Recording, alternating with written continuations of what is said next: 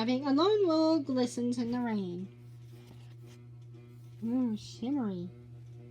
Strawberry plants creep along among a gravel bar's cobbles.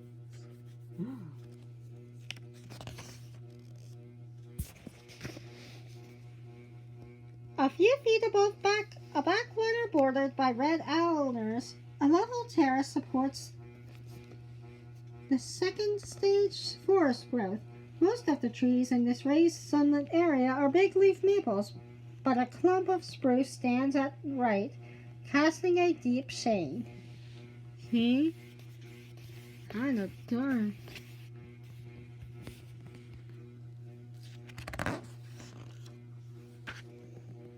"200 feet straight up, spruce and hemlock mingle their branches, threatening to shade out the maples at a lower level. Draping the sturdy limbs of a big leaf maple, bunches of club moss hang in ragged fringes. Next to a thick spruce trunk, a sinewy vine maple basks in a temporary ray of sunlight. Blossoms of Oregon axis, a leafy ground cover, droop under drops of rainwater. There are petals colored by 3 slender leaves. Trilliums sprout from the mossy ground. Rising in rows atop decaying logs, spruce and hemlock trees form a colonnade through a dim glade. Once tiny seedlings nourished by these nurse logs, the trees are now firmly rooted in the soil. See? Growing up. Aristocrats of forest succession, lofty hemlocks rule a hillside of the hill valley, ground covering the patch of sunlight at night. A new generation of hemlock seedlings prepares to join the community it will help perpetuate. See? It's like big forest.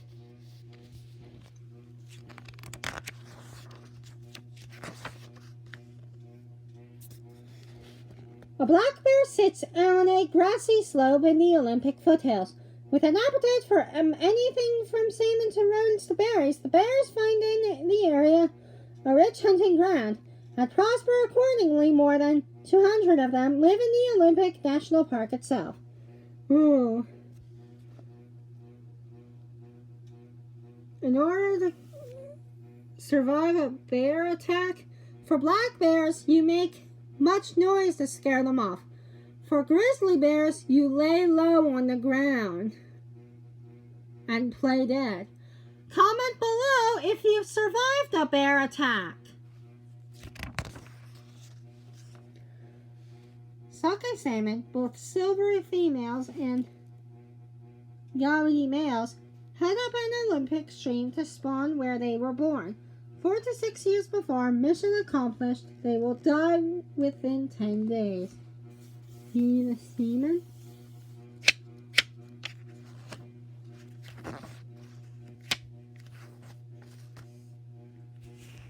Unfurling along the curve of Rialto Beach in Olympic National Park, Pacific breakers churn up the morsels for a flock of hungry gulls. See? Kinda hungry for these gulls.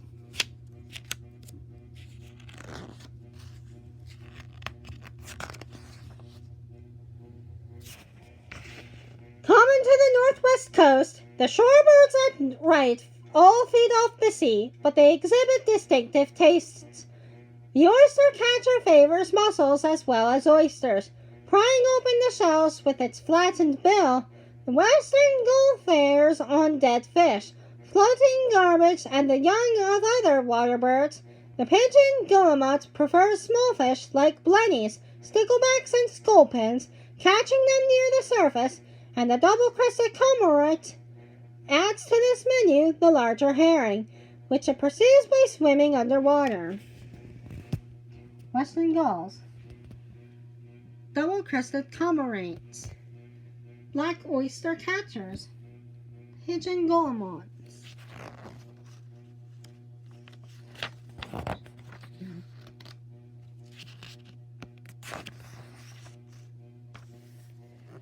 Killer whales range the waters off the Washington coast in a menacing phalanx.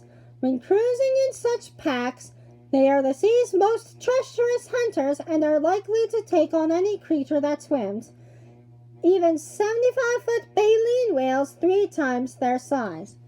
Ooh, look at all those killer whales.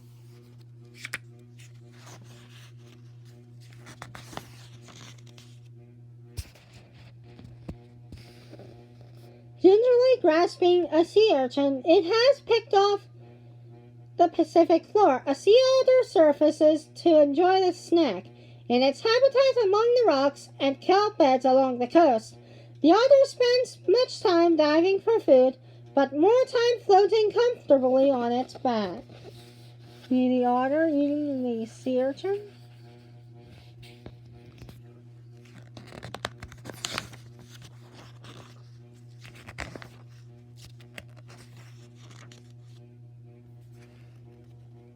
Clusters of rock barnacles and blue mussels cling to the rock of a tidal pool and one to another. Amid a lush carpet of brown and green seaweeds, the dense seaweed cover, which provides shelter and sustenance for many of the animals, is the foundation of the tidal pool.